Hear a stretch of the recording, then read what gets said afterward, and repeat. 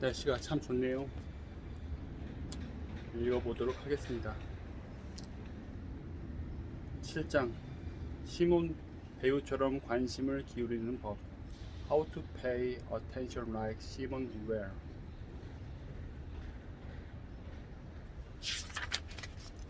나는 집중하고 있었지만 관심을 기울이진 않았다. 나는 발견하기도 전에 내가 무엇을 찾는지 알았다. 오전 8시 24분 영국 Y 기차역에서 애슈퍼드행 사우스 이스턴 리미티드 열차를 기다리는 중. 총 이동시간 7분, 총 대기시간 9분. 이른 시간이고 기차역은 아름답다. 잘 꾸민 오두막 같은 이 소박한 목조 건축물은 마음 따뜻한 공동체와 조용한 효율성의 분위기를 물씬 풍긴다. 작은 게시판에는 다음 주 목요일에 지역 독서 모임이 열린다며 감자 샐러드나 스콘을 조금 가져오면 좋을 것이라는 내용이 붙어있다. 그 옆에 있는 간판에는 Y가 빼어난 자연미의 고장이라고 쓰여있다. 사실이다. 에메랄드 그린 빛깔의 끝없는 초원과 완만한 구름들. 대기실에 앉아 이 단어의 멋진 불합리성이 내 옆에 자리 잡도록 내버려 둔다. 대기실. 기다림이라는 비활동애의 참여라는 유일한 목적을 위해 지어진 공간. 발 뒤꿈치를 까딱까딱 해본다. 힐끗 시계를 본다. 8분 나왔다. 작은 도서관을 살핀다. 손때 묻은 페이퍼 북이 꽂혀 있는 선반 몇 개가 다다다. 자그마한 출발 안내 전광판을 바라본다. 7분 남았다. 안절부절 못한다. 서성거린다. 기차표를 만지작거린다. Y 출발, 애쉬포드 도착. 리턴 저지. 미국식 표현의 라운드 트립보다 이 단어가 더 좋다. 라운드 트립은 아무데도 찍지 않고 너무 뺑 도는 것처럼 들린다. 출발 안내판을 다시 한번 확인한다. 6분 남았다. 한숨을 쉰다. 이런 짧은 시간에는 무엇을 하지? 의미 있는 무언가를 하기에는 너무 짧지만 눈만 깜빡거리며 기다리기엔 너무 길다. 6분은 별게 아니라는 것을 나도 안다. 하지만 그 6분이 모인다. 데일리 텔레그래프에서 읽었는데 영국인은 일생 동안 줄 서는 때 6개월을 쓴다. 6개월은 짧은 시간이 아니다. 6개월은 임신 기간의 절반이다. 이상이다. 6개월은 짧은 결혼이나 긴 외도일 수도 있다. 6개월은 인생에서 상당히 긴 시간이다. 그리고 이 시간은 오로지 줄 서는 데 쓰이는 시간이다. 줄 서서 기다리는 것 말고도 우리는 주전자 물이 끓기를, 의사가 나를 만나주기를, 웹사이트가 다시 다 뜨기를, 상담원이 전화를 받기를, 커피가 다 내려지기를, 아기가 잠들기를, 교통체증이 풀리기를, 적절한 단어가 떠오르기를, 한 번도 집에 이렇게 늦게 돌아온 적이 없는 우리 딸이 문을 열고 걸어 들어오기를, 팝콘이 부풀기를, 얼음이 열기를, 눈이 녹기를 기다린다. 6분 남았다. 시간이 더 있다면 책을 읽었을 것이다. 짧은 기차 여행에서 읽기 적당한 책 몇 권을 챙겨왔다. 하이쿠 모음집과 세데카의 에세이, 인생의 짧음에 대하여 다. 세데카가 이 글을 쓰고 약 2000년 후에 페리스 뷰엘러는 하루 동땡이를 치며 세네카와 비슷한 말을 했다. 삶은 꽤나 빨리 흘러가. 가끔 멈춰서 주변을 돌아보지 않으면 놓쳐버릴 수도 있다고. 속도는 도급함을 낳는다. 기다릴 줄 아는 능력은 삶의 속도와 반비례하여 줄어든다. 인터넷 연결이 왜 이렇게 느려? 피자는 아직 안 온 거야? 조급함은 미래를 향한 탐욕이다. 인내는 시간에 너그러운 태도를 보이는 것이다. 멀리서 점처럼 보이던 것이 점점 커지다 마침내 사우스 이스턴 기관차가 작디 작은 Y 기차역에 천천히 진입하고 나는 날렵하게 기차에 올라탄다. 창가 좌석에 자리를 잡고 시계를 확인하려다 멈춘다. 그 대신 창문 밖을 바라본다. 그리고 기다린다. 기차가 점점 속도를 높이며 몇 초마다 나를 애쉬포드에 조금씩 더 가까이 데려간다. 애쉬포드는 기다림과 시간에 관해 깊이 생각한 철학자, 그리고 특히 철학자에게 많이 닥치는 듯 보이는 슬픈 아이러니 중 하나로서 스스로에게는 그 기다림과 시간을 거의 주지 않았던 철학자가 묻힌 곳이다. 철학은 응석을 받아주지 않는다. 철학은 이해를 제기한다. 요구한다. 가장 훌륭한 철학자는 가장 요구가 많은 철학자다. 소크라테스는 추측에, 특히 자신의 추측에 의문을 품을 것을 요구한다. 마르쿠스 아울레리우스는 자기 의무를 다할 것을 요구한다. 시몬 베유의 당부는 더 단순하지만 결코 더 쉽지 않다. 베유는 관심을 기울일 것을 요구한다. 아무 관심이나 다 되는 것은 아니다. 베유가 생각한 관심은 그동안 내가 보아온 것과는 전혀 다르다. 시몬 베유의 흑백 사진을 바라보고 있다. 20대 초반으로 보인다. 두껍고 제멋대로 뻗친 잉크처럼 새까만 머리칼이 제일 먼저 보이고 그 다음에는 너무 두꺼워서 조금 웃기기까지 한 안경이 보인다. 온통 머리칼과 안경이네? 라는 생각한다. 그러나 베유의 두 눈이 보인다. 진한 색의 흔들림 없는 눈은 강렬하고 거의 초자연적인 듯한 지혜와 따뜻함을 동시에 내뿜는다. 이 눈은 상처 입은 눈이다. 생각이 깊은 눈이다. 소로 같은 눈이다. 모두가 배우의 눈을 두고 한마디씩 한다. 한마디씩 했다. 한 친구는 두꺼운 안경 너머로 꿰뚫어 보는 듯한 배우의 시선을 떠올렸다. 또 다른 친구는 배우 앞에 선 모든 거짓말이 불가능했다. 모든 것을 벗겨내고 찢긴 배우의 시선은 자신이 바라보는 사람을 움켜잡고 무력하게 만들었다 라고 말했다. 배우는 큼직하고 밋밋한 옷을 입고 있다. 그녀가 평생 드러낸 패션에 대한 관한 무관심을 잘 보여주는 옷차림이다. 배우는 늘 허름한 검은색 옷을 입었고 굽 없는 신발을 신었다. 한 친구는 이를 두고 진정한 불황자라고 했고 또 다른 친구는 중세의 은자라고 했다. 관심에 대해 깊이 고민한 이 철학자는 자신에게 관심이 쏟아지는 것은 원치 않았다. 보고 싶어 했으나 보이지 않는 원치 않았다. 보고 싶어 했으나 보이는 것은 원치 않았다. 기차를 타거나 공장에서 일을 할 때 자신의 목표는 익명성, 사람들이 자신의 진짜 모습을 드러낼 수 있도록 사람들 속에 섞여 들어가서 사라지는 것이었다. 그녀는 말했다.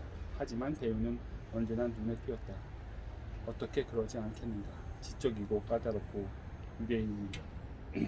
배우는 1909년 파리에서 지독한 세속적이고 매우 지적인 가족의 딸로 태어났다. 어린 나이부터 자신의 체계에서 위안과 영감을 찾았다.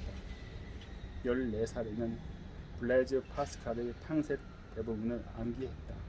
산크스 크리스트어와 아시리어, 바빌로니아 언어로 쓰인 책도 읽었다. 밥도 안 먹고 잠도 안 자고 한 번에 며칠씩 보낼 수 있었다.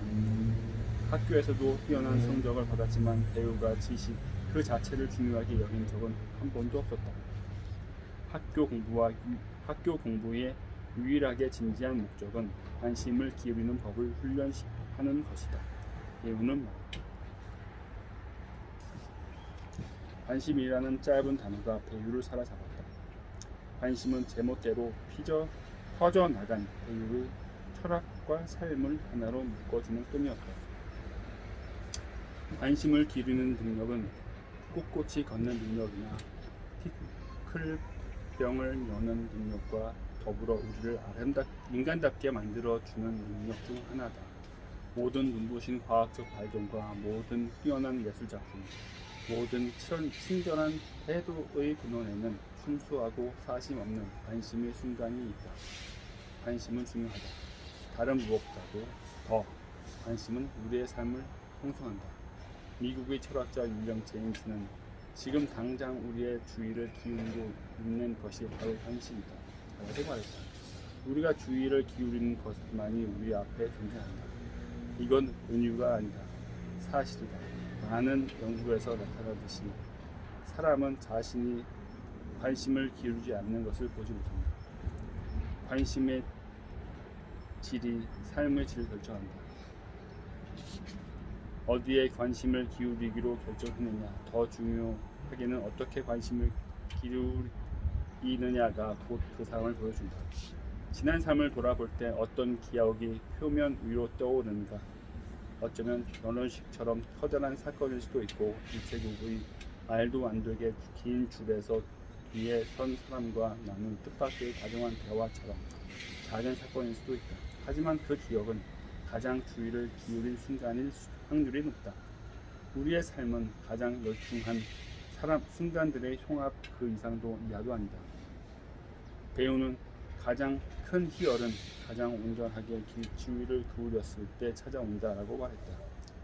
이런 드문 순간에 우리는 배우가 극도의 관심이라고 부르고 미하이 식센트 미하이가 몰입이라 부른 정신 상태에 돌입합니다.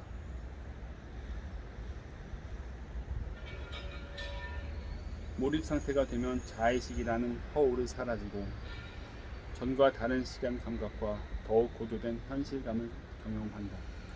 모든 것이 현실보다 더 생생하다.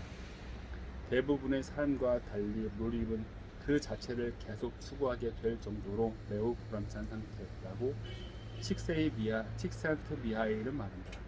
깊이 몰입하는 사람은 자기 자신에게 몰두한 것이 아니다. 그 순간에는 몰입할 자신이 사라지기 때문이다. 음악가는 없고 오로지 음악만이 존재한다. 무용수는 없고 오로지 무용만이 존재한다. 보트 타기에 열심인 한 사람은 몰입 상태를 다음과 같이 묘사한다. 자기 자신을 잊어버리고 모든 것을 잊어버립니다. 이 게임에서 중요치 않은 것은 전부 제쳐놓고 오로지 바다 위 보트의 움직임, 보트 주변 바다의 움직임만이 보입니다. 몰입을 경험하기 위해 보트로 대서양을 향하거나 에베레스트 산을 오를 필요는 없다. 그저 주의를 기울여야 할 뿐이다. 관심의 중요성을 고려하면 많은 철학자들이 관심에 대해 깊이 고민했을 거라 생각할 수 있다. 하지만 그동안 철학자들은 관심에 극히 적은 관심만을 기울였다. 어쩌면 관심이라는 주제가 너무 명백하다고 또는 너무 불분명하다고 생각하는 것일지 모른다. 그저 너무 산만한 것일 걸지도 모르고 수세기 동안 몇 명의 철학자가 주의력에 대해 의견을 내놓을 수 있을 만큼 충분히 오랫동안 엉덩이를 붙이고 앉아 있었다. 현대 철학의 아버지 르네 데카르트는 주의를 일종의 점치는 막대기로 여겼다. 지적인 막대기 말이다. 수상적인 아이디어와 의심할 여지 없이 명확하고 뚜렷한 아이디어를 구별해주는 도구라는 것이다. 나는 생각한다. 그러므로 나는 존재한다. 라는 유명한 말을 남긴 이 철학자는 분명하게 나는 주의를 기울인다. 그러므로 나는 의심을 초월할 수 있다. 라고 말했다. 글이 입에 딱 달라붙지 않는다는 건 나도 알지만 아마 이 편이 더 정확할 것이다. 20세기가 밝아오면서 주의력이라는 주제는 아이러니하게도 하우스와 같은 분열 상태에 빠졌다.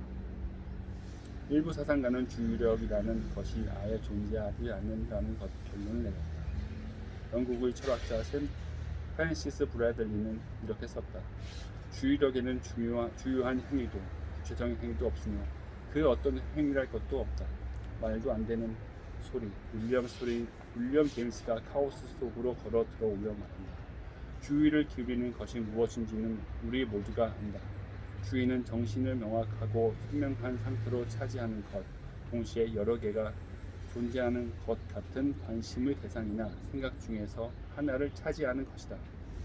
멀티태스킹의 위험을 예측한 제임스는 주의를 기울이려면 일부 현실에 초점을 맞춰야 할 뿐만 아니라 일부 현실을 무시해야 한다고 충고했다. 오늘날의 주의력 개념은 1958년에 처음 등장했다. 당시 영국의 심리학자 도널드 브로드벤트는 주의의 필터 모델을 내놓았다. 이 세상은 소방호수처럼 우리 감각의 정보를 마구 뿜어낸다. 우리 뇌는 정보를 처리할 수 있는 능력이 한정적이라 이 모든 정보의 우선순위를 매기기 위한 수단, 즉 소방호수를 통제하기 위한 수단으로 주의력을 이용한다. 직관적으로 이해하는 매우 설득력 있는 이론이다. 우리는 주의력을 돈을 꺼내 쓰는 은행 계좌 또는 한정된 용량의 하드 드라이브 같은 것이라고 여긴다. 너무 많은 정보 때문에 감각에 과부하가 걸리는 경험을 우리 모두가 해본 적이 있다. 너무 많은 것이 쏟아져서 아무것도 남지 않은 것이다. 수많은 연구에 따르면 우리는 많은 경우 자신의 멀티태스킹 능력을 과대평가한다. 하지만 역사는 평균보다 주의력이 훨씬 뛰어난 사람으로 가득하다. 예를 들면 나폴레옹과 처칠은 고개를 하듯 여러 업무와 대화를 능숙하게 처리할 수 있었다. 옥스퍼드 대학의 실험 심리학자 앨런 올포트는 우리의 주의력이 유한하지 않다고 말한다. 일반적이거나 구체적인 정보 처리 영역에서 주의력의 상한선 같은 것은 아직 확인되지 않았다. 루소가 알려주었듯이 종종 우리가 자연스럽다고 여기는 당연한 현실은 사실 지금 여기서의 현실이다. 보편적 진실을 가장한 지엽적 진실. 병약한 아기였던 시몬 배우는 병약한 성인으로 성장했다. 13살에 몸을 쇠하게 하는 극심한 두통이 시작되었고 이 두통은 평생 배우를 괴롭혔다. 어떤 때는 통증이 너무 심해서 베개 사이로 머리를 끼워 넣고 있기도 했다. 새 모이만큼만 먹는 배우의 식욕은 그리 도움이 되지 않았다. 배우는 아무것도 먹지 않고 며칠씩 보내곤 했는데 거식증을 앓았던 것일지도 모른다. 배우 집안은 결벽증이 있었다. 배우 어머니는 아이들에게 하루에 몇 번씩 손을 씻고 눈은 팔꿈치로 열며 그 누구하고도 절대 키스를 하면 안 된다고 말했다. 당연히 시몬 배우는 신체를 접촉하는 생각만 해도 몸을 움찔하는 성인으로 자라났다. 한 번은 친구에게 보내는 편지에 이런 서명을 남긴 적도 있었다. 바실루스균 없는 다정한 키스를 담아. 배우는 뛰어난 학생이었지만 신동이었던 오빠 앙드레보다 자신이 훨씬 못하다고 느꼈다. 훗날 앙드레는 유럽에서 가장 훌륭한 수학자 중 한 명이 되었다. 확실히 배우의 부모는 천재인 둘째 아들을 원했던 것으로 보인다. 그들은 가끔 시몬을 남성형 이름인 시몽이나 우리 둘째 아들이라 불렀다. 어린 나이부터 배우는 타인의 고통을 자기 고통처럼 느꼈다. 6살 때 제1차 세계대전이 발발하자 배우는 지금 전선에서 싸우는 가여운 군인들에게는 설탕이 전혀 없다 하며 자기도 설탕을 먹지 않겠다고 선언했다. 성인이 되고 나서는 아파트에 난방을 하지 않았다. 난방용 기름을 살 여유가 없는 노동자들이 안쓰러웠기 때문이었다. 또한 배우는 딱딱한 마룻바닥에서 잠들길 고집했다. 포도밭에서 포도를 수확하는 일을 하거나 공장에서 따분하기 그지없는 조립 라인 일을 하기도 했다. 다른 사람의 고통이 내 살과 영혼 속을 파고 들어온다. 시몬 배우는 썼다. 배우는 중국의 기근 소식을 듣고 눈물을 왈칵 터뜨렸다. 동료 철학자였던 시몬드 보부아르는 이의 모습을 깊은 인상을 받았다. 보부아르는 이렇게 생각했다. 전 세계에 맥박이 울리는 심장을 가진 그녀가 들어왔다. 20세기 프랑스 철학의 거장이자 당시에는 그리고 지금도 이 어느 정도는 남자들만의 클럽인 곳에 여성 회원이었던 두 시몬은 1928년 소르본 대학의 안뜰에서 만났다. 두 사람은 친한 사이가 아니었다. 배우의 급진적 공감 능력은 관심에 대한 배우의 급진적 견해를 설명하는 데 도움이 된다. 배우는 관심을 어떤 수단이나 기법으로 보지 않았다. 배우에게 관심은 용기나 정의와 다르지 않는 똑같은 사심 없는 동기가 요구되는 미덕이었다. 생산성을 높이기 위해 더 훌륭한 노동자나 부모가 되기 위해 관심을 기울이기 말 것. 그것이 도덕적으로 올바른 행동이며 마땅히 해야 할 일이라는 이유에서 관심을 기울일 것. 가장 강력하고 너그러운 형태의 관심에는 다른 이름이 있다. 바로 사랑이다. 관심은 사랑이다. 사랑은 관심이다. 이 두 가지는 같은 것이다. 불행한 사람이 이 세상에서 유일하게 필요로 하는 것은 다름 아닌 자신에게 관심을 줄 수 있는 사람이다. 배우는 말한다. 보답에 대한 기대 없이 타인에게 온전한 관심을 쏟을 때에만 우리는 이 가장 희소하고 순수한 형태의 너그러움을 베풀게 된다. 그렇기 때문에 부모나 연인에게서 관심을 받지 못하는 것이 그렇게나 괴로운 것이다. 우리는 관심을 거두는 것이 어떤 의미인지 안다. 관심을 거두는 것은 곧 사랑을 거두는 것이다. 결국 관심은 우리가 주어야 하는 전부다. 돈이나 칭찬, 조언을 포함한 나머지는 불충분한 대체제다. 시간도 불충분한 것은 마찬가지다. 누군가에게 시간은 주지만 관심은 주지 않는 것은 그 무엇보다도 가장 잔인한 사기다. 아이들은 본능적으로 그런다. 아이들은 가장 관심의 냄새를 순간적으로 맡아낸다. 아이들은 가짜 관심의 냄새를 순간적으로 맡아낸다. 순수한 관심은 쉽게 내보일 수 없다는 것을 배우도 인정한다. 고통을 겪는 사람에게 관심을 보일 수 있는 능력은 매우 희귀하고 받기 어려운 능력이다. 그건 거의 기적에 가깝다. 아니, 그것이 바로 기적이다. 고통을 목격했을 때 가장 먼저 우리는 눈을 돌리고 싶은 충동을 느낀다. 그리고 핑계를 댄다. 지금 바쁘니까. 나는 의심의 여지 없이 훌륭한 대의에 따라 기부를 요청하는 성실한 사람들을 피하기 위해 늘 길을 건너버리는 사람이다. 환한 미소를 보이며 손에 클립보드를 들고 있는 사람을 발견하면 몸을 움츠리고 도망가게 된다. 나는 인색함이 부끄러워서가 아니라 관심을 기울이지 못하고 고통을 똑바로 쳐다보지 못하는 나의 무능력이 부끄러워서다. 배우는 그리 많은 것이 필요하지 않다고 말한다. 짧은 질문 한마디가 마음을 녹이고 인생을 바꿀 수 있다. 지금 무슨 일을 겪고 계신가?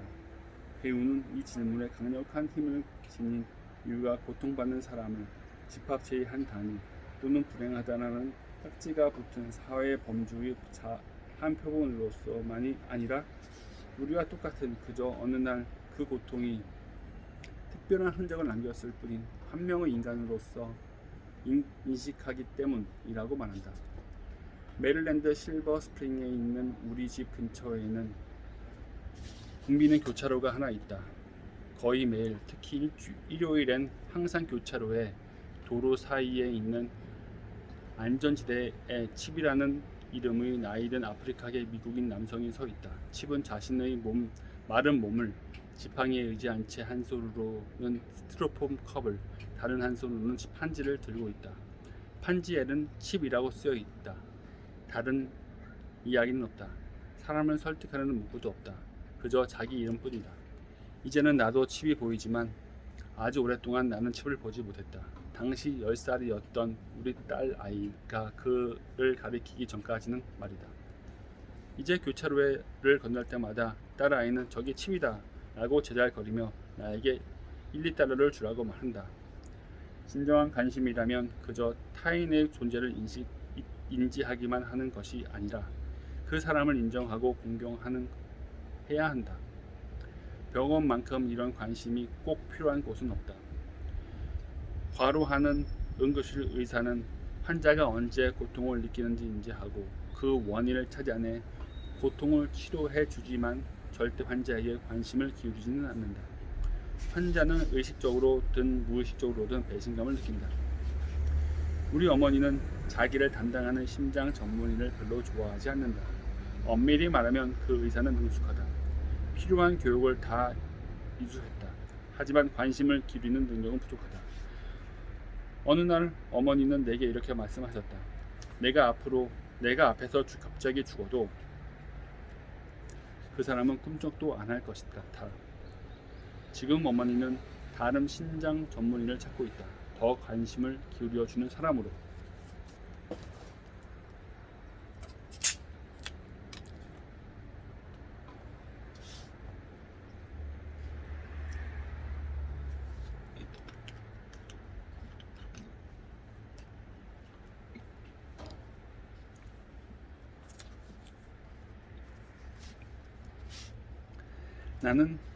지금 나는 런던의 세인트 판크라스 역에 있다. 눈부시게 아름답다. 온통 유리와 빛과 가능성으로 가득하다. 다른 많은 기차역처럼 세인트 판크라스 역도 기능과 아름다움이라는 두 가지 다른 목적을 품고 지어졌다. 미우세은 미파라시, 반은 공장 반은 궁전. 1851년 런던에서 수정궁 대박람회가 성공적으로 개최된 이후 여러 도시가 기차역의 앞면은 돌벽으로, 중앙홀은 유리와 강철로 짓기 시작했다. 그 결과가 바로 야누스적 건물, 사람을 생각하게 만드는 건축학적 역설이다.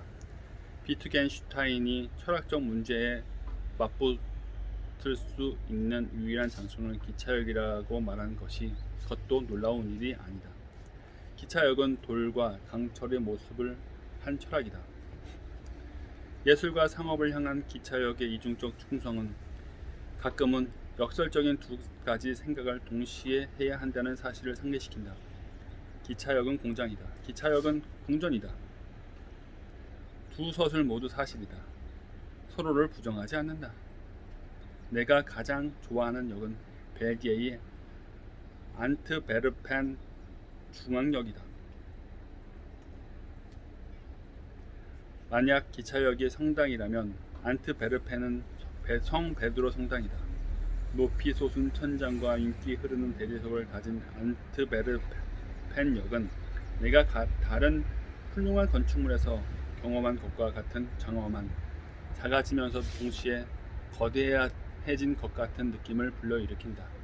기차역은 내가 주의를 가장 잘 기울일 수 있는 곳이다. 나는 기차역이라면 전부 좋다. 못생긴 역도 마찬가지다. 뉴욕 펜실베니아 역보다 못생긴 역은 별로 없다. 펜실베니아 역은 천장이 낮고 쥐가 들끓는 우중충한 동굴 같은 곳이다. 하지만 인간의 기이한 특성에 지대한 관심을 있는 인으로서 그 이상한 탑승 방식에 감탄하지 않을 수 없다. 역무요원은 기차가 출발하기 몇 분 전까지 플랫폼 번호를 알려주지 않는다. 그때까지 승객들은 승차권과 라떼를 손에 꼭 쥐고 초조하게 기다린다. 어떤 사람은 빨간색 32번 전부 배팅하는 룰렛 플레이어처럼 탑승 위치를 추측하며 자기 권리를 주장해 보려 한다. 어떤 이는 학습된 무력감을 드러내며 허망하게 바닥을 응시한다. 구린 역이라 해도 기차역에는 공항에는 없는, 심지어 좋은 공항에도 없는 활력이 고동친다.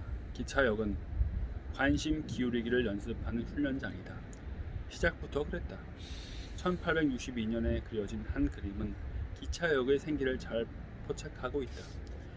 윌리엄 프리스라는 작가가 그린 기차역이라는 단순한 작품명의 이 그림은 기차역에서 펼쳐지는 광란의 현장을 또는 현장들을 묘사한다.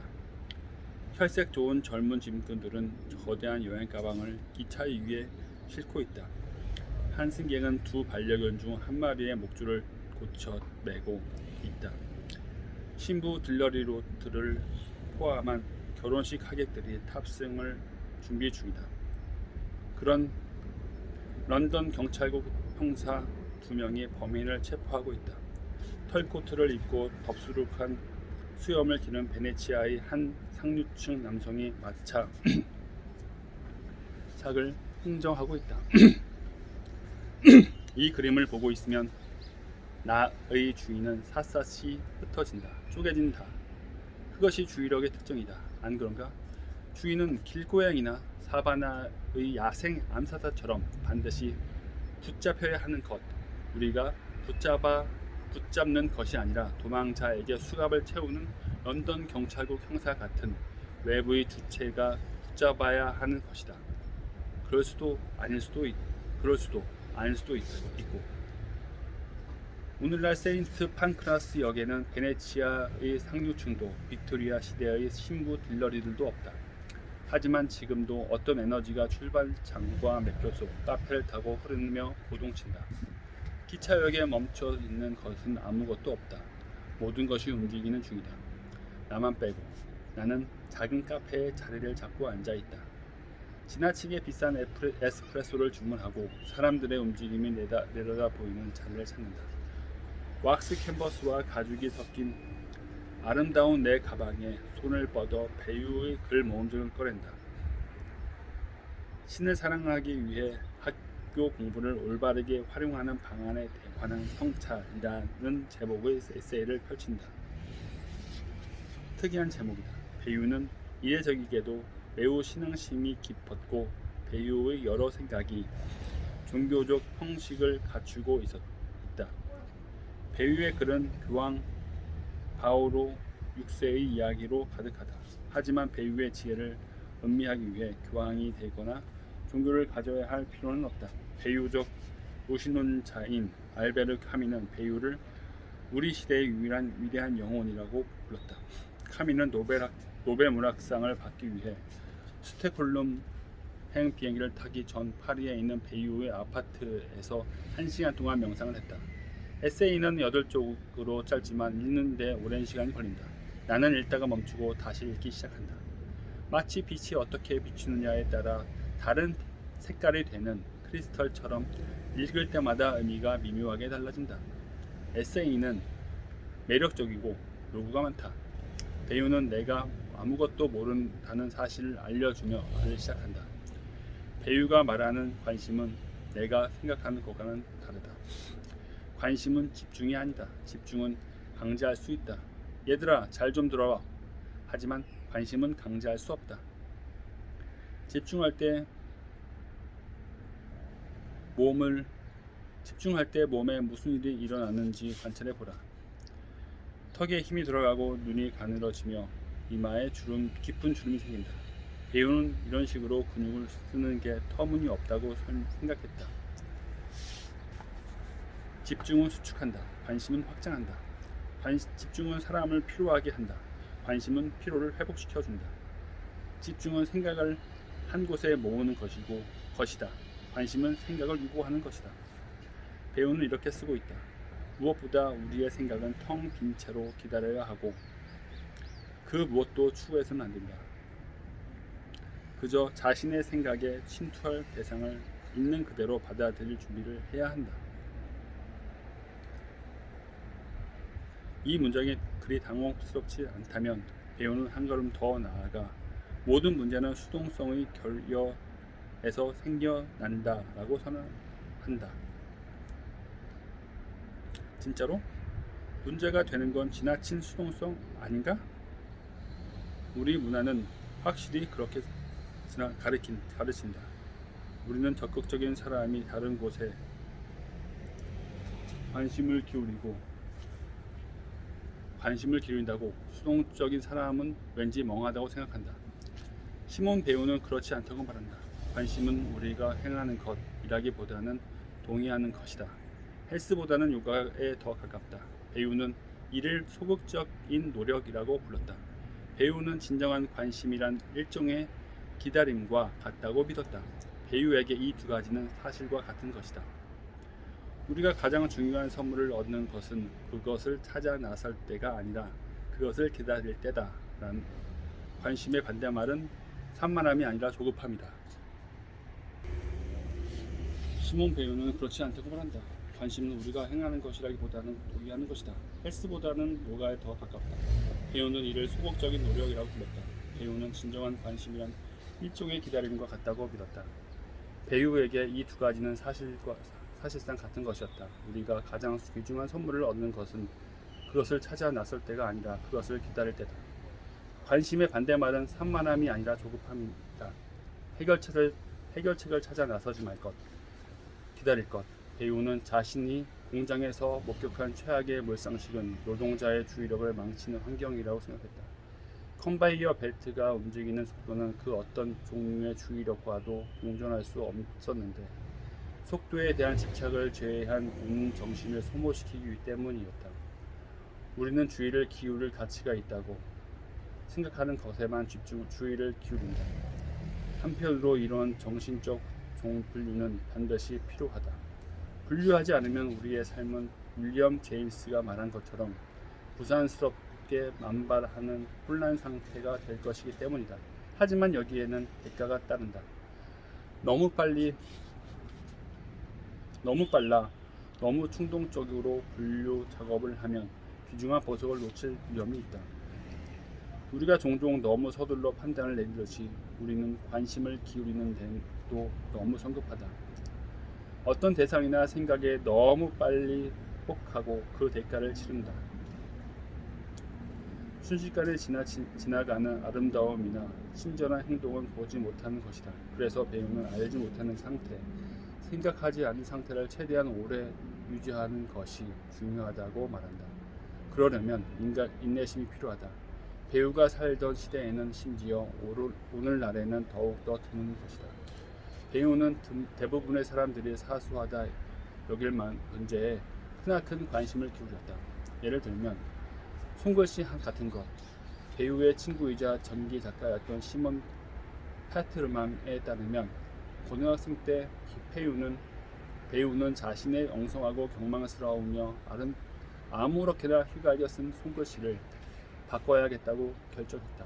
그리고 부어오르는 소의 통증과 두통에도 불구하고 지칠 줄 모르고 주의 깊게 노력했다. 휘갈겨 쓰던 배우의 손글씨는 점점 경직이 풀리고 유연해졌으며 마침내 말년에는 깨끗하게 아름다운 글씨를 얻게 되었다. 인내심은 좋은 덕목이다. 최근 연구가 보여주듯이 인내심은 자신에게도 좋다. 여러 연구가 인내심 있는 사람이 안달내는 사람보다 더 행복하고 건강하다는 사실을 보여준다. 인내심 있는 사람은 더 이상적으로 행동할 확률이 높다. 이들은 대처 기술도 더 뛰어나다. 하지만 인내는 그리 즐거운 느낌을 풍기지 않는다. 인내심을 뜻하는 영어 단어 patience는 고통과 끈기, 참을성을 뜻하는 라틴어 patience에서 나왔다. 인내라는 뜻의 히브리어 사블라누트는 아주 약간 더 명랑하다. 이 단어는 인내와 관용이라는 뜻을 동시에 가릅니다. 무엇에 대한 관용일까? 물론 고통에 대한 관용이지만 부족한 자신에 대한 관용이기도 하다. 타인에게 참을성을 보이지 못하는 사람이 스스로에게 참을성을 보이는 경우는 드물다.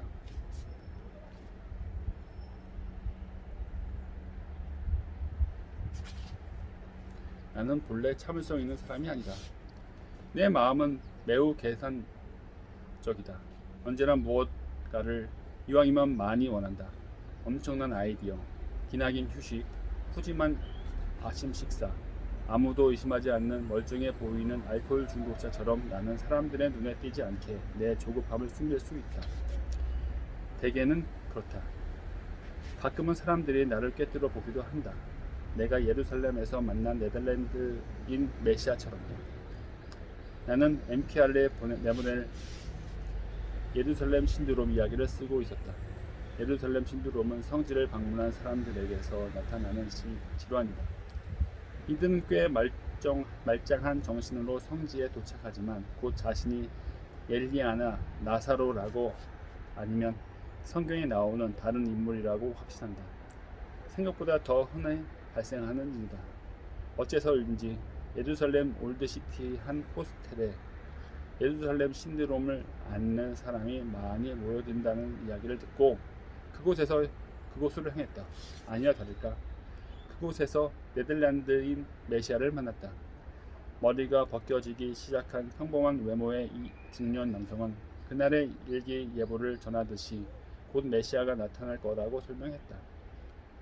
그리고 그분은 나 같은 네덜란드 남자일 거요 라고 말했다. 그가 말했다. 바로 이거였다. 건졌다. 이게 바로 내가 사용할 녹음 파일이었다. 이후로도 계속 남자의 말을 듣고 녹음을 진행했지만 내 마음은 이미 뜬 상태였다. 사냥은 이미 끝났다. 그때 내 무관심을 감지한 네덜란드인 메시아가 갑자기 말을 멈추더니 나를 가만히 바라보았다. 그리고 아주 천천히 비난하듯 말했다. 당신 아주 조급한 사람이군. 그 말이 나를 얼어붙게 했다. 그가 울었다. 나는 그를 같은 인간이나 미래의 메시아가 아닌 녹음 파일로만 여겼다. 내 자부심의 먹잇감으로. 바라건대 내게 좋은 평가를 가져다 줄 이야기거리로 나는 그에게서 내가 원하는 것을 얻었고 내 입장에서 우리 거래는 끝난 것이었다. 하지만 그는 아니었다. 나는 그 남자가 이것을 전혀 거래로 여기지 않았다고 확신한다. 그의 관점에서 우리는 대화를 나누며 서로 관심을 교환하고 있었고 그 과정에서 나는 인색하게 굴고 있었다. 모든 말다툼은 오해에서 비롯된다기보다는 범주의 오래서 비롯된다. 양측이 같은 문제를 다르게 보는 것이 아니다. 양측에게는 각자 다른 두 가지 문제가 있다. 한 사람에게는 그릇을 비효율적으로 넣어서 고성능 식기세척기의 세척력을 극대화하지 못하는 상황이, 다른 사람에게는 자신의 핵심 역량, 더 나아가 자신의 남성성이 후려침당하는 상황일 수도 있다. 전쟁과 심술은 바로 이렇게 시작된다. 네덜란드인 메시아의 말이 쓰라렸던 건 그때까지 내가 나의 주의력에 자부심을 느끼고 있었기 때문이다. 나는 두 눈을 고정하고 귀를 쫑긋 세운 채 강렬한 캐릭터를, 감정이 가득 담긴 녹음 파일을, 내 이에게 청각적 질감을 더해줄 배경 음향을 세심히 신경 쓰고 있었다. 나는 집중하고 있었지만 관심을 기울이지 않았다. 나는 발견하기도 전에 내가 무엇을 찾는지 알았다. 나 자신의 욕망을 몰두해 있었다. 그건 언제나 위험하다. 배우는 내가 예루살렘에서 드러낸 일종의 계산적 조급함 외에 다른 종류의 조급함도 경계했다. 불안에서 나오는 지적 조급함이 있다. 지적 조급함은 물에 빠진 사람이 칼이라도 붙잡으려 하는 것처럼 나쁜 아이디어라도 붙잡으려고 한다. 배우는 우리의 모든 실수가 생각이 아이디어를 너무 성급하게 붙잡았기 때문에 발생하는 것이며, 이렇게 일찍 차단되면 진실을 받아들일 수 없다고 말한다. 우리는 위대한 아이디어를 낚아채려고 열심히 사람들에게서 이러한 심리 상태를 본다. 그들은 원대한 아이디어가 자신을 그저 그런 사상가에서 선구자격 사상가로 바꾸어 주길 바란다. 그들은 아이디어를 숙고하는 것보다 포장하는 데 더 관심이 많고, 아이디어가 충분히 무르익기도 전에 세상에 내보낸다. 선구자격 사상가를 꿈꾸는 사람들은 고대에게 주의를 기울이고 싶어하지 않는다. 주의 기울이기의 고됨은 유도나 활쏘기가 고된 것과는 다르다. 그보다는 명상이나 양육이 고된 것과 비슷하다. 기차를 기다리는 것이 고된 것과는 또 비슷하다. 주의력은 뜨개질이나 펜싱처럼 우리가 습득할 수 있는 기술이 아니다. 주의력은 정신 상태이며 방향성이다. 우리는 주의력을 학습하기보다는 주의력을 향해 나아간다. 이러한 방향 전환은 소크라테스처럼 멈춰서서 자기 머리 밖으로 나올 때에만 가능하다. 시몬 배우는 이런 탈창조를 칭한다. 나는 자아 벗겨내기 라는 아이리스 머독의 용어를 더 선호한다. 영국의 소설가이자 철학자인 아이리스 머독은 자신이 경험한 자아 벗겨내기의 순간을 다음과 같이 묘사한다. 머독은 그날 자신이 무시당했다는 생각에 불안과 분노를 느끼며 창문 밖을 바라보고 있었다. 그때 하늘을 나는 황조롱이 한 마리가 보였다. 머독은 이렇게 말한다. 한순간에 모든 것이 바뀐다. 자만심에 상처 입은 음울한 자신은 사라졌다. 이제 황조롱이 외에는 아무것도 없다. 다시 내 생각으로 돌아왔을 때 다른 문제들은 전만큼 중요해 보이지 않았다. 모든 불주의는 이기심의 한 형태다. 우리는 그게 무엇이든 간에 자기 머릿속에서 일어나는 일이 나머지 세상에서 일어나고 있는 일보다 더 흥미롭고 중요하다고 판단한다. 그래서 나르시시스트들이 그토록 부주의한 것이다. 그들의 관심은 억눌려 있고 정초되어 있다. 관심은 우리 삶의 피다. 피는 잘 돌아야 한다. 관심을 썩히는 것은 곧 삶을 죽이는 것이다. 가끔은 시작보다 끝이 더 많은 것을 드러낸다. 나는 시몬 배우 역시 그러했다고 생각한다. 배우의 마지막 몇 달은 마치 빨리 감기 한 편의 영화 같다. 경이롭고 영웅적인 결과물, 주고받은 친절, 무너짐, 그리고 필연적이고 모호했던 끝.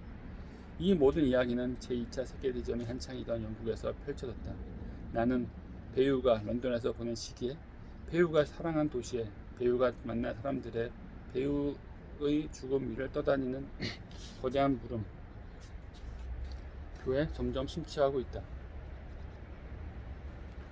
시몬 배우의 삶은 커피 스푼에 아닌 기차표로 측정되었다. 1940년 6월 배우와 그녀의 어부모는 히틀러 부대보다 한 발 앞서 파리를 떠나는 마지막 기차에 올라탔다. 얼마간 배우는 철도원들에게 철학을 가르쳤다. 그녀는 런던에서 가장 생산적인 시기를 보냈다. 런던 지하철을 타고 다니며 책을 읽고 생각에 잠겼던 시기였다. 나도 지금 그곳 런던 지하철 센트럴 라인이 있다. 정확히 말하면 센트럴 파크라스역에서 시작된 내 여행의 마지막 일정이다. 내 주머니 안에는 기발한 지하철 노선도가 들어있다. 단순함의 승리라 할 수 있는 이 노선도는 1931년에 처음 시작되었다. 런던 지하철 공사 신호국에서 기술 제도공으로 일하던 헨리 덱이 주의를 기울일 때가 바로 그때였다. 덱은 기존 노선도에 문제가 많다는 것을 알았다. 기존 노선도는 도시의 도로 지도 위에 지하철 노선을 겹쳐서 표시해 무척 혼란스러웠다. 심지어 역을 실제 간격 그대로 표시해서 더 큰 혼란을 주었다. 역과 역 사이에 얼마나 먼지, 지하철을 탈 때마다 머리 위에 어떤 도로가 있는지 알고 싶어한 사람은 아무도 없었다. 사람들이 알고 싶어한 것은 이 역에서 저 역까지 어떻게 이동할 수 있는지, 어디서 노선을 갈아타야 하는지였다. 하지만 사람들은 셜록 홈즈가 경고한 일종의 인지예적 함정에 빠져 있었다. 필수적인 것은 무관한 것 밑에 가려져 보이는 것이다. 가려져 보이지 않는다. 백은 개인 시간에 짬을 내어 전기 배선도를 본뜬 새로운 지도를 만들었다. 백의 지도는 현실보다 더 깔끔하고 단순했다.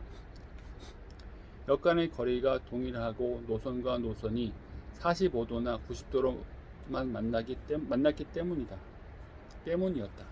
이 지도는 사람들의 마음을 사로잡았고 오늘날까지도 큰 변화 없이 이용되고 있다. 백이 이렇게 성공할 수 있었던 것은 그가 관심을 기울였기 때문이다. 그는 엔지니어가 아닌 승객의 입장에서 살고 있다. 매 역마다 열차는 승객을 내뿜고 승객을 들이쉰다. 들이쉬고 내쉬고 들이쉬고 내쉬고 쾌활한 영국 발음으로 녹음된 방송이 흘러나온다.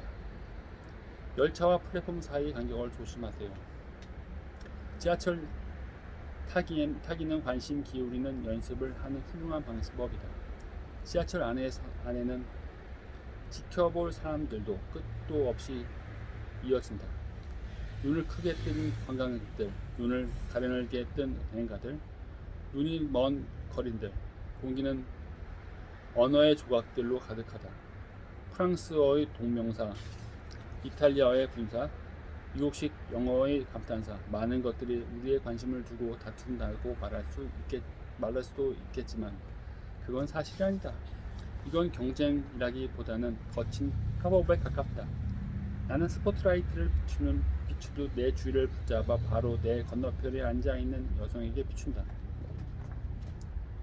여성은 꽃무늬 바지를 입고 있으며 무릎에 펼쳐놓은 타블로이드 신문의 십자 말풀이를 푸는데 맹렬히 집중한 듯 보인다. 리드미컬하게 고개를 끄덕이면서 지휘자의 지휘봉처럼 또는 감자튀김처럼 펜을 흔든다. 여성은 정신을 한 곳에 쏟고 있다. 하지만 주의를 기울이고 있는가? 시몬 베일이라면 그렇지 않다고 말할 것이다. 기차가 내 목적지인 홀랜드 파크역에 도착하자 나는 열차와 플랫폼 사이 간격을 조심하며 출구 쪽으로 향한다. 나는 걷고 있다. 기보다는 인파에 밀려 서핑을 하고 있다. 주의를 기울이려 하지만 속도 때문에 불가능하다. 속도는 주의의 적이다. 역 바깥에서 나온 듯 갑작스레 쏟아지는 햇빛에 눈을 깜빡거리며 방향 감각을 되찾으려고 고군분투한다. 지하에서 지상의 삶으로 이행하는 것은 언제나 까다롭다. 방향 감각을 잃고 내가 어디 있는지 알 수 없는 순간이 찾아오며 기이하게도 내가 누구인지도 함께 헷갈린다. 나는 어엿한 지상의 존재인가? 아니면 수상쩍은 지하세계의 거주자인가? 낯선 이들이 우리를 쳐다본다. 또는 우리 자신이 그렇게 상상한다. 사람들은 우리가 빛이 쏟아지는 이곳 지상에 속한 사람인지 아닌지 의심스러워한다. 나는 지상에서 존재할 자격을 증명하고 싶은 마음에 걷기 시작한다. 지금 있는 곳이 어디인지는 명확히 모르지만 앞으로 계속 나아가는 것이 중요하다. 노팅힐에서 그리 멀지 않은 이 동네는 매우 아늑하다. 커피 한 잔을 끌어안고 하루 종일도 보낼 수 있을 듯한 카페들과 계속 존재함으로써 꿋꿋이 경제학 법칙에 저항하는 성실하게 책을 골라 진열해 놓은 책방들을 지난다. 한 파키스탄계 남자가 꽃을 팔고 있다. 포틀랜드가 쪽으로 모퉁이를 돌아 몇 미터 걸으니 31번지가 나온다. 현관문이 새로 칠한 하얀색 페인트로 덮여 있다. 이 하얀색이 아니었다면 이 블록에 있는 다른 타운하우스와 구별되지 않았을 것이다. 표지판은 없다. 현수막도 없다. 런던의 역사 유적지 관리인 중에는 시몬 베일의 펜이 없는 게 분명하다. 놀랐다고 말할 수는 없다. 한 전개 작가의 말처럼 이 주변부와 역설의 철학자는 명성을 기대하지도 원하지도 않았다. 베일은 프랜시스 부인에게 이 집 2층을 빌려서 살았다. 프랜시스 부인은 남편을 여의고 어린 아들 둘을 혼자 키우는 교사였다. 베일은 이 아이들을 좋아했고 둘째 존의 학교 숙제를 도와주곤 했다. 존은 현관 앞에서 몸을 웅크리고 미스 시몬을 기다렸다. 베일은 낮에는 나뭇가지가 보이고 밤에는 별이 보이는 자신의 작은 방을 사랑했다. 런던도 사랑했고 유머와 친절함이 넘치는 영국 사람들도 사랑했다. 베일은 뉴욕으로 도피한 부모에게 보낸 편지에 이렇게 썼다. 남달리 친절해요. 신경은 날카롭게 곤두서 있지만 자존감과 타인을 향한 너그러움을 너그러움으로 자신을 잘 통제해요. 저는 상처가 있는 이 도시가 정말로 좋아요. 상처받은 도시의 상처받은 영혼이라. 나는 와인 한 병을 손에 들고 31번지 옆집의 벨을 누르는 어린 커플을 쳐다보며 생각한다. 배우의 본업은 다양한 배경의 프랑스 망명자들이 모여 프랑스를 나치 치하에서 해방시키기 위해 노력하는 자유 프랑스 운동의 일원으로 활동하는 것이었다. 배우는 지칠 줄 모르는 노동자이자 끝없이 꿈꾸는 몽상가라는 평판을 얻었다. 배우의 친구 시몬 페트르만은 배우 안에서 아이디어가 부글부글 끓어올랐다. 고 해상한다. 배우가 구상한 돈키호테식 계획 중에는 낙하산을 타고 나치 점지령에 뛰어내린 뒤 최전선에서 간호사로 이루어진 군대를 이끄는 것도 있었다. 배우는 계획을 세세하게 다듬었고 낙하산을 타고 뛰어내릴 때 쓸 헬멧과 비행기 운전 매뉴얼까지 구입했다. 하지만 모두가 배우처럼 이 계획에 열의를 보인 것은 아니었다. 이 여자는 미쳤어. 샤를 드골은 배우의 계획 중 하나를 읽고 이렇게 소리쳤다. 그리고 아무것도 통과시키지 않았다. 공상에 빠져 있지 않을 때면 배우는 글을 쓰고 또 썼다. 겨우 4개월 동안 800쪽에 달하는 원고를 쏟아냈고 거기에 더해 편지도 수없이 많이 썼다. 하루에 3시간 넘게 자는 날이 드물었고 동이 틀 때까지 일하는 때도 많았다. 이런 작업 속도는 이미 허약했던 건강을 더 악화시켰다. 배우는 전보다 덜 먹었고 기침을 더 많이 했다. 두통은 갈수록 더 심해졌다. 배우는 자신이 곧 잊혀버린 것은 아닐까 걱정했다. 1943년 4월 15일 배우는 일터에 나타나지 않았다. 걱정이 된 친구는 포틀랜드가 31번지로 서둘러 달려갔다. 배우는 의식을 잃고 바닥에 쓰러져 있었다. 배우는 즉시 미들섹스 병원으로 실려갔고 의사는 결핵 진단을 내렸다. 스푼 하나도 들기 힘들 만큼 극도로 허약한 상태였지만 배우는 어떻게든 계속 책을 읽고 글을 썼다. 의사들은 배우가 좀 쉬어야 한다고 주장했다. 배우는 의사의 말을 무시했다. 배우의 마지막 편지들에서도 드러나는 착실한 글쓰기는 정말 놀라울 정도이며 여기에는 극도의 의지력이 필요했으리라 예상된다. 페트르망은 말한다. 시몬 배우는 병원 창문에서 보이는 삭막한 도시 풍경을 좋아하지 않았다. 그 풍경은 배우를 슬프게 했다. 의사들은 시골 공기가 도움이 되리라고는 동의했고 1943년 8월 배우는 애쉬포드의 저런 마을에 있는 요양원으로 이송된다. 배우는 자신이 가장 소중하게 여기는 책들의 포장을 직접 감독했다. 플라톤과 십자가의 성 요한 그리고 바그바드 기타였다. 요양원에서도 배우의 의식은 또렷했고 진지한 두 눈은 변함없이 면밀하게 빛났다. 하지만 신체 건강은 더 악화되었다. 든든한 식사를 한사코 거부한 것이 큰 원인이었을 것이다. 배우는 자신의 병을 부모에게 절대 말하지 않았다. 그것이 이중적인 행동인지 연민에서 나온 행동인지는 나도 잘 모르겠다. 배우는 부모에게 보내는 마지막 편지를 사랑하는 부모님, 그럼 또 만나요. 넘치는 애정을 듬뿍 담아 라는 쾌활한 말로 마무리했다.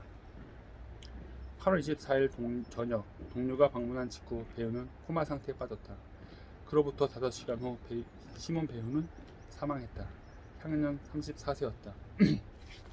담당 의인은 굶주림으로 인한 건강 악화에서 비롯된 신부전이 사망 원인이라고는 결론을 내렸다.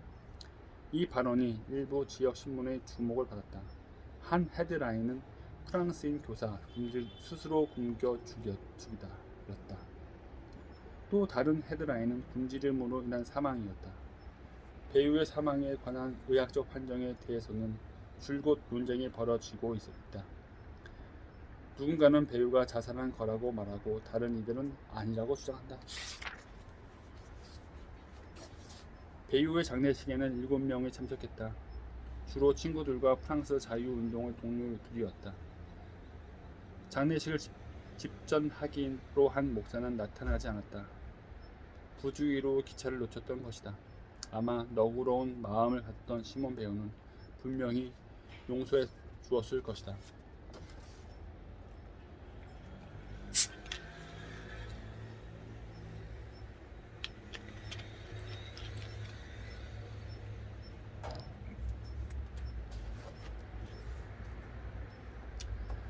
바이에서 애시포드로 향하는 7분간의 기차 여행은 눈 깜짝할 사이에 끝이 난다.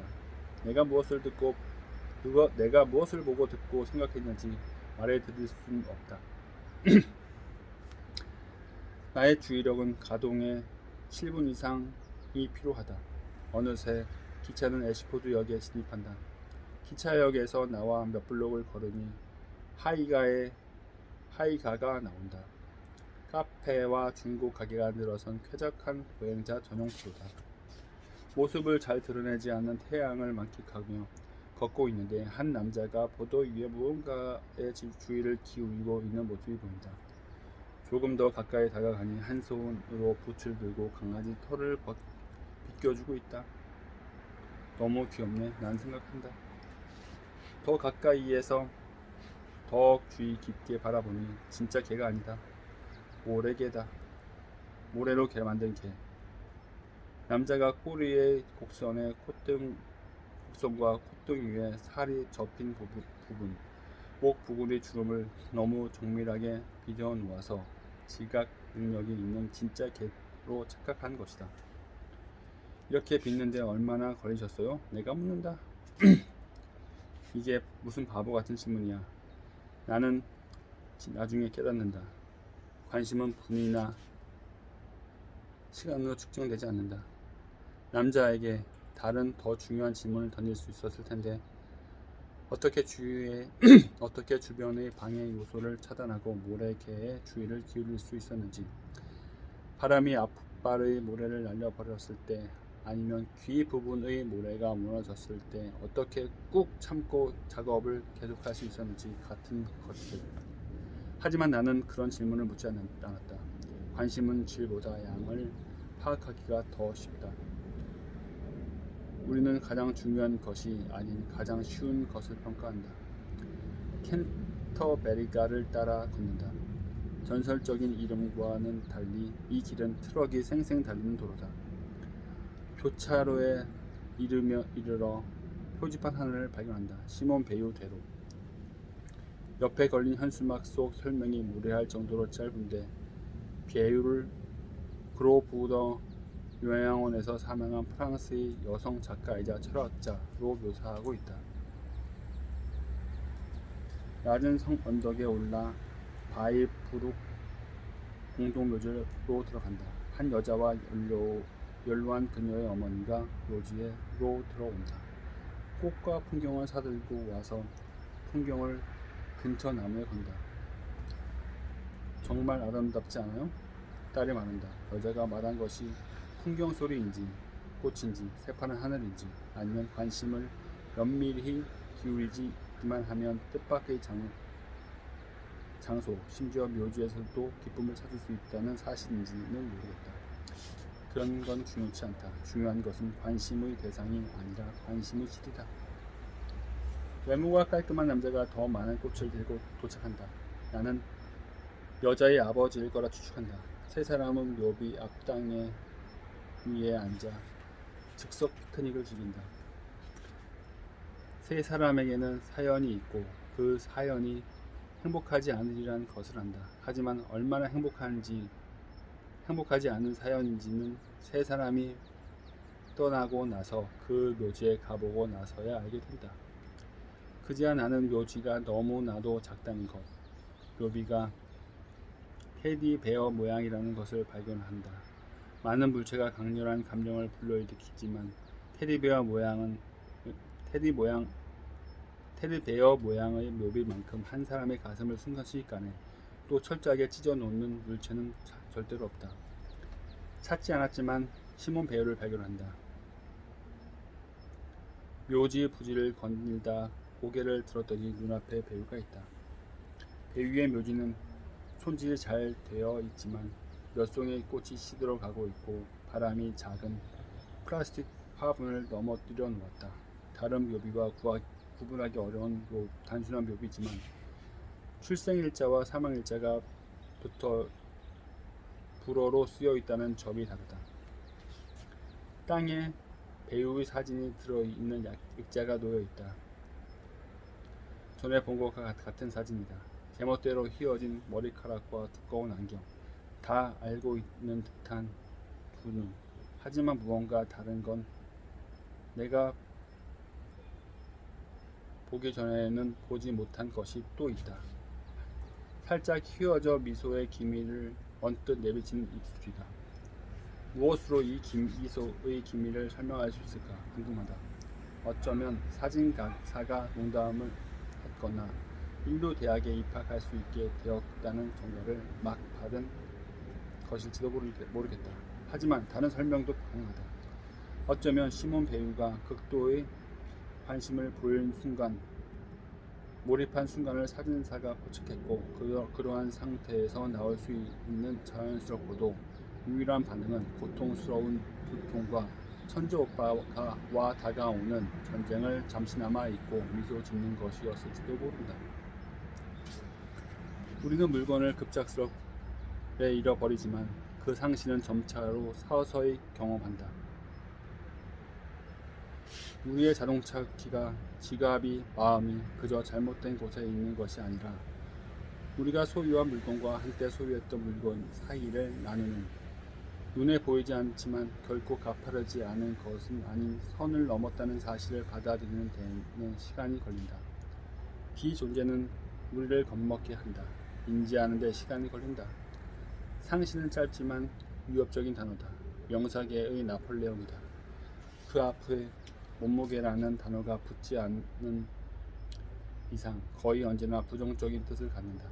그렇기 때문에 우리는 상실을 그저 경험하지 않는다. 우리는 상실로 고통받는다.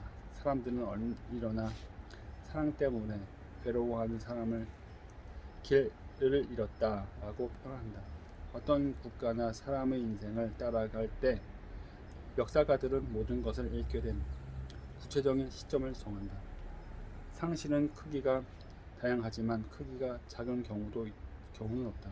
상실은 중간에서 시작해 점점 커진다. 상실의 기쁨 또한 다양하다. 상실은 어떤 이에게서는 고통스러운 것, 어떤 이에게는 충격적인 것, 어떤 이에게는 그저 불편한 것이다. 어떤 상실은 모순적이기도 하다. 예를 들면 주에 관한 장을 쓰는 동안 공책을 잃어버리는 것이 그렇다. 나는 그 공책을 정말 좋아했다. 그 공책을 처음 만난 순간이 아직도 기억난다. 따뜻한 봄날이었고 볼티모어에 있는 작고 세련된 문구점이었다. 나는 그 공책의 깨끗한 아름다움과 부드러운 컬러, 너무나도 튼튼해서 안심되는 커버, 부드러운 종이, 그리고 펼칠 곳을 표시해주는 하나도 아닌 3개나 되는 얇은 책끈에 마음을 뺏겼다. 공책을 잃어버린 나는 지나친 반응을 보인다. 머리로는 알지만 오로지 머리로는 아는 것은 아예 모르는 것과 마찬가지다. 심호흡을 한 뒤에 나의 반응을 자세히 살핀다. 이런 반응은 어디서 나오는 거지? 전에도 무언가를 잃어버린 적이 있고 그때는 이런 식으로 반응하지 않았다. 대학 시절에는 일주일을 통째로 잃어버린 적도 있는데 아주 조금도 아쉬워하지 않았다. 왜 공책 하나 잃어버렸다고 이렇게 낭떠러지로 떨어지는 거지? 왜냐하면 그건 단순한 공책이 아니었기 때문이다. 종이에 쓰인 생각은 가장 주의를 기울인 상태의 마음을 기록한 것이다. 이렇게 몰입한 순간은 하이가의 모래개처럼 쉽게 부서지며 한 번 잃어버리면 회복이 거의 불가능하다.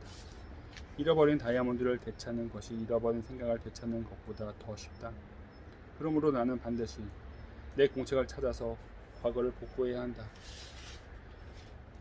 종류와 상관없이 어떤 것을 더 좋아할 수 있는 확실한 방법은 그것을 잃어버리는 것이다. 종류와 상관없이 어떤 것을 더 좋아할 수 있는 확실한 방법은 그것을 잃어버리는 것이다. 수색에 아무런 효과가 없자 잃어버린 공책의 미적 탁월함뿐만 아니라 그 안에 쓰인 내용의 우수함도 점점 커진다. 수색 이틀째, 나는 영국 여행에서 기록한 그 공책 안에 든 생각이 통찰 면에서나 독창성 면에서나 독보적이라고 확신한다. 수색 나흘째, 나는 그 공책이 세상에서 가장 귀중한 공책이라고 선언한다. 진짜다. 다빈치의 직업 노트인 코덱스 레이스터 나 해밍웨이가 쓴 노트 가까이에 보다 더 귀중하다. 명백하게 있을 법한 곳도 찾아본다. 없다. 2번, 3번 반복한다. 내 걸음을 되짚어 본다. 같은 책상 서랍을 3번, 4번, 5번 들여다본다. 이런 나의 행동에 우리 집 개가 깜짝 놀라고 고양이가 시겁한다. 영리하게도 고양이는 안 보이는 곳에 숨어버렸다. 딸아이는 이 상황 전체가 말 그대로 세상에서 가장 짜증난다고 말한다. 나를 쓰리게 하는 건 공책의 부재만이 아니다. 공책을 잃어버린 행동, 그 부주의가 보여주는 나의 모습도 마음을 쓰리게 한다. 좋을 게 없어.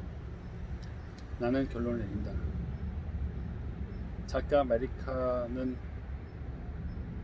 최근 공책 한 권을 잃어버렸지만 디오니소스라는 이름의 섹시한 그리스인과 데킬라에 적셔진 그의 자유분방한 심장이 모는 보트 위에서 잃어버리는 센스는 있었다. 나는 부엌에서 엘리오스 냉동 피자와 허니넛 치리오스 시리얼 상자를 정리하다가 공책을 잃어버렸다. 데킬라는 없다. 디오니소스도 없다. 있는 것은 후회와 자기 혐오뿐이다.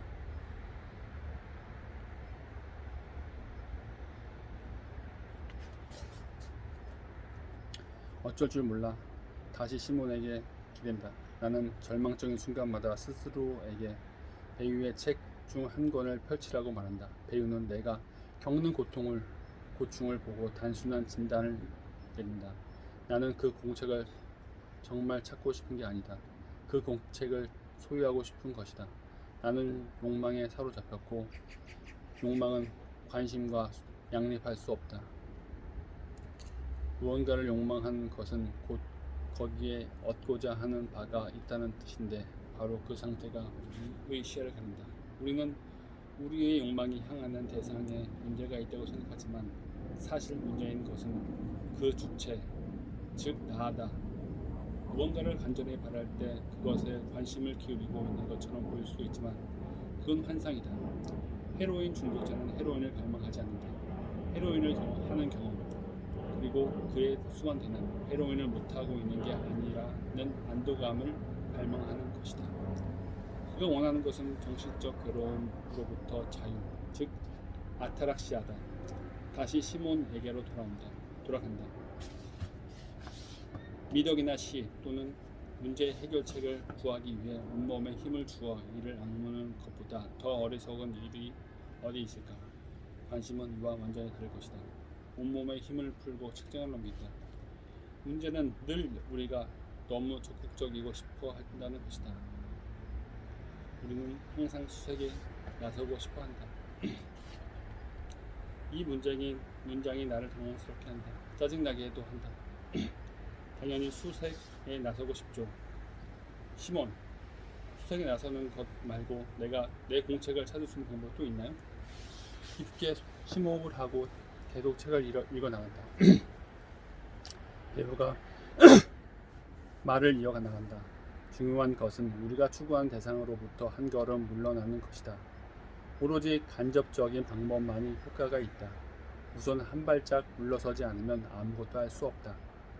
나는 물러서서 지하실에서 한 트럭 분량의 아편처럼 내게 손짓하는 거대한 텔레비전으로 후퇴한다. 좋지 않다. 너무 멀리 물러섰다. 나는 체념 앞에 굴복했다. 체념은 변장한 갈망이다. 배우는 행동과 결과를 하나로 묶어버린 것이 나의 문제라고 말한다. 삶은 늘 그런 식으로 돌아가지 않으며 관심도 마찬가지다. 주의를 기울이는 삶은 위험하다. 결과가 늘 보장되는 것은 아니다. 우리의 관심은 우리를 어디로 이끌지, 아니 어디로 이끌기나 할지는 알 수 없는 일이다. 배우가 주창한 것과 같은 순수한 관심에는 친구에게 좋은 인상을 주거나 출세하고 싶은 것과 같은 외부적 동기가 묻어 있지 않다. 무언가에 온전한 관심을 기울이는 사람은 그의 노력이 눈에 보이는 결실을 맺지 못한다 할지라도 진전을 이룬 것이라고 배우는 말한다. 배우의 말을 옳다는 것을 나도 알지만 우리는 눈에 보이는 결실을 찬미하는 세상에 살고 있다. 결실이 눈에 잘 보이고 더 화려할수록 시몬 배우처럼 지금 이 순간에만 마음을 쏟고 미래의 보상에는 무관심하게 사는 것이 가능할까? 애정을 담아 주의 깊게 딸아이를 키우면서 아이가 신경외과 의사가 될지 바리스타가 될지에는 관심을 끌 수가 있을까? 공모전에 글을 내면서 상을 탈지 못할지에 관심이 없을 수 있을까? 나는 내 공책을 보내줄 수 있을까? 실성한 마음을 잠시 가라앉히고 균형 감각을 아주 약간 회복한다. 나는 공책을 잃어버렸다. 큰일이다. 해밍웨이도 자신의 단편소설 모음집 전체를 잃어버린 적이 있다. 아니 정확히 말하면 그의 아내 헤들리 리처드슨이 해밍웨이의 단편소설 모음집 전체를 잃어버렸다. 1922년이었고 리처드슨은 남편을 만나러 파리에서 스위스로 향하던 중이었다. 리옹역에서 막 기차에 탔으나 출발까지 몇 분 남아 있었기에 리처드슨은 다시 내려서 미네랄 워터 한 병을 사기로 했다. 다시 기차로 돌아왔을 때 여행 가방은 사라지고 엎었다. 해밍웨이는 미니멀리즘을 실천하는 것으로 유명하지만 그런 그에게도 이번 건은 너무 심각했다. 그는 패닉에 빠졌다. 하지만 어니스트는 굴하지 않고 계속 글을 써 나갔고 결국 해밍웨이가 되었다. 그 일이 있기 몇 년 전 토머스 에드워드 로렌스라는 이름의 젊은 영국 장로는 또 리딩에서 기차를 갈아타다 자신의 회고록 지혜의 7기둥의 원고를 잃어버렸다. 손으로 직접 쓴 유일한 원고였다. 로렌스는 1916년 아랍 반란과 아카반 전투에 살아남아 낙타를 타고 시나이 사막을 통과한 사람이었으나 원고 분실 사건으로 거의 죽기 직전까지 갔다. 하지만 결국 그는 원기를 회복했고 난방이 안 되는 웨스트민스터의 다락방을 견디며 기억에 의지해 책을 처음부터 다시 새로 썼다. 잃어버린 원고에 관한 이야기들을 읽으며 시몬 배우의 말을 다시 떠올린다. 우리가 가장 귀중한 선물을 얻는 것은 그것을 찾아 나설 때가 아니라 그것을 기다릴 때다. 배우의 말이 옳다. 나는 기다려야 한다. 만약 이 책이 스티븐 스필버그의 영화라면 지금쯤 기적처럼 공책을 발견하고 여태껏 공책이 내 목전에 있었다는 사실을 깨달을 것이다. 하지만 슬프게도 이 책은 스필버그 영화가 아니다. 이 책이 충성을 바치는 대상은 박스오피스가 아니라 진실이며 진실은 내가 내 공책을 찾지 못했다는 것이다. 공책이 어떤 지혜를 담고 있었을지 또는 아무 지혜도 담지 않았을지 나는 평생 알지 못할 것이다. 그래서 그냥 내버려 둔다. 공책을 보내주기로 한다. 이것도 진전이라 할 수 있을까? 그럴지도. 하지만 이건 시몬 배우가 즐겨 쓰던 단어가 아니다. 진전이랄 것도 승리랄 것도 없다. 오직 기다림만이 있을 뿐. 그래서 날 기다린다. 내가 상상한 것보다 더욱 가까이. 그래서 나는 기다린다. 내가 상상한 것보다 더욱 기꺼이, 더욱 끈기 있게. 기다림은 그 자체가 보상이므로. 잘 읽었습니다.